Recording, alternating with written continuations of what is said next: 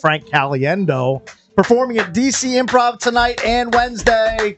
Go to dcimprov.com for all of your ticket information. Welcome, Frank. Good to see you again. Yeah, great to be here, guys. That's all I got. That's all I got. Are your eyes getting bad? You pulled out the glasses. Well, yeah, we were just talking about these. He's got bad eyes. I can't see anything. We were talking about it happens like overnight. Yeah, when I noticed it was COVID.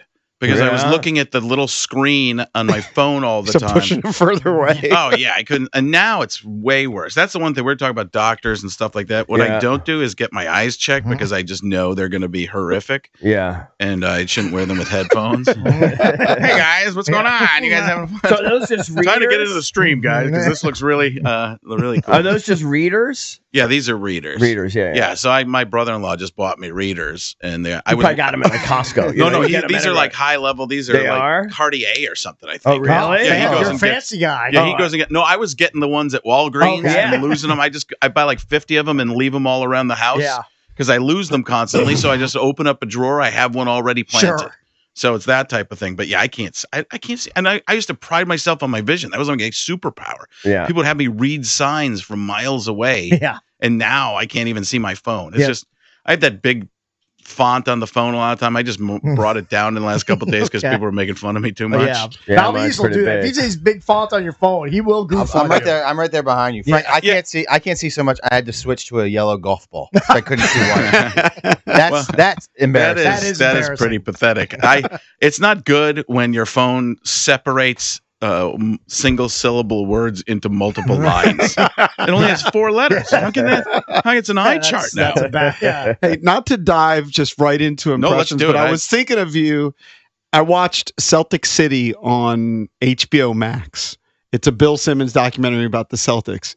Go figure. Bill Simmons do something. That's weirdly all brand. And it got me thinking because you used to do Bill Walton. Yeah, and I did games with him.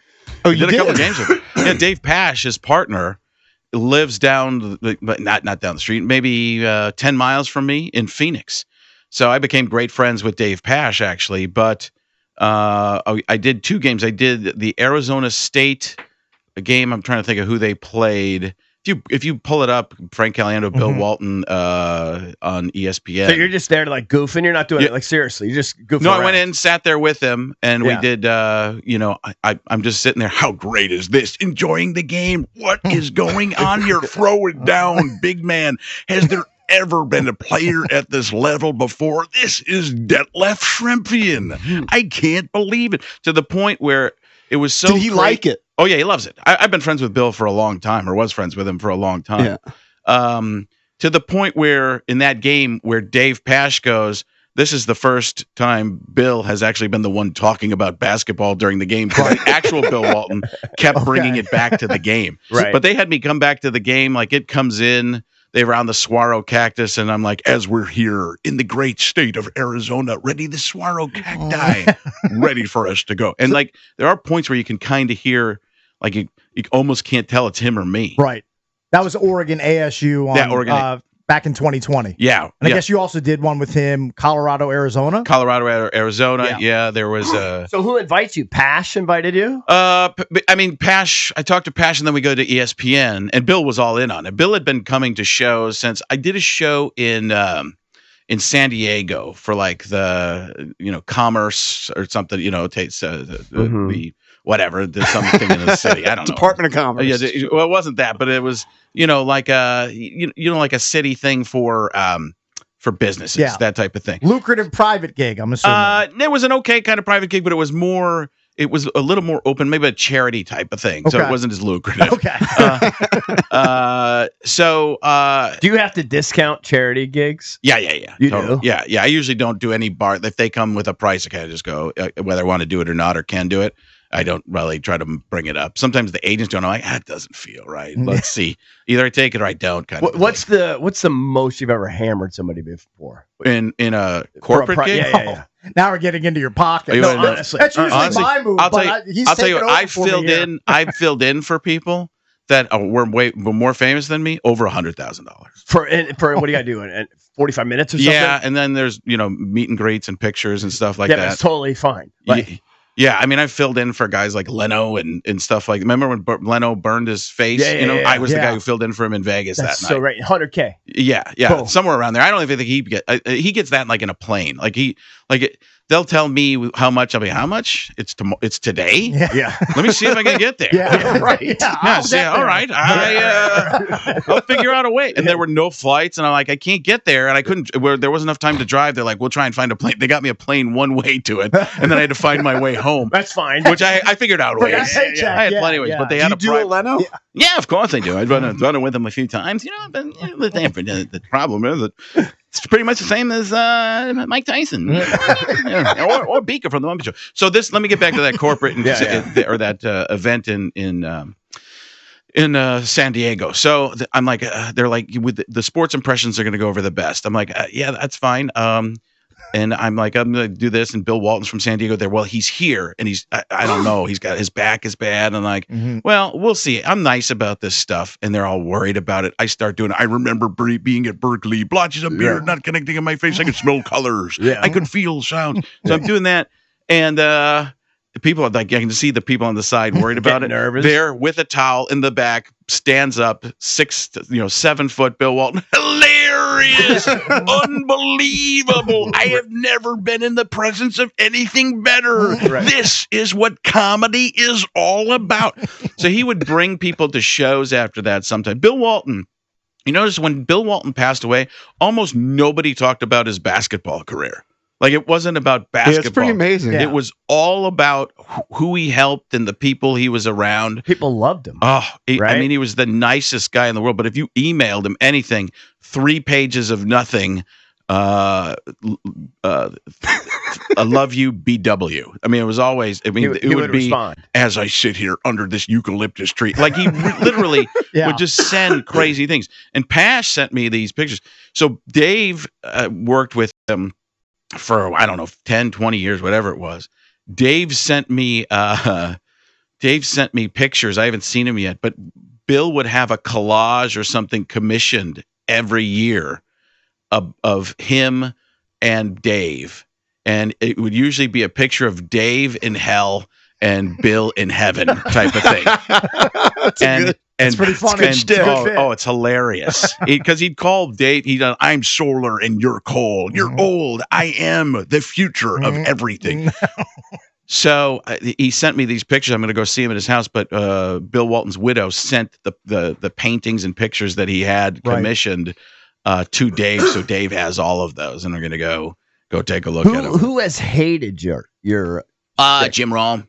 Not one to love it. Still to this day. I mean, don't know. Haven't seen him in a long time. How great is that? I would walk past him at Radio Row at the Super Bowl and not get eye contact. Really? Not cool. All right, so hold on. How did you know? Did you ever have interaction? Like where he said, I walked by him once and he turned. Like it was one of those. He turned away from you. Oh, yeah. Oh, that's not great. How can you not love it? I mean, I don't know. I love the guy. I always thought he was the greatest. Yeah. I mean, there are bits where, when he went to CBS and I was like, doing him on, different shows like To Catch a Predator. Like, is that the type of thing he's going to do? How are those cookies? Enjoying those cookies? Well, guess what?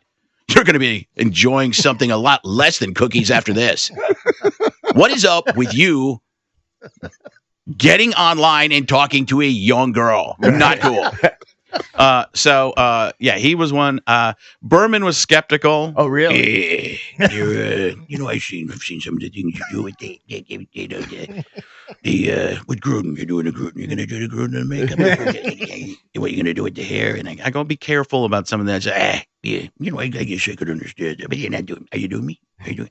I remember walking out. Stephen A. Smith had a show.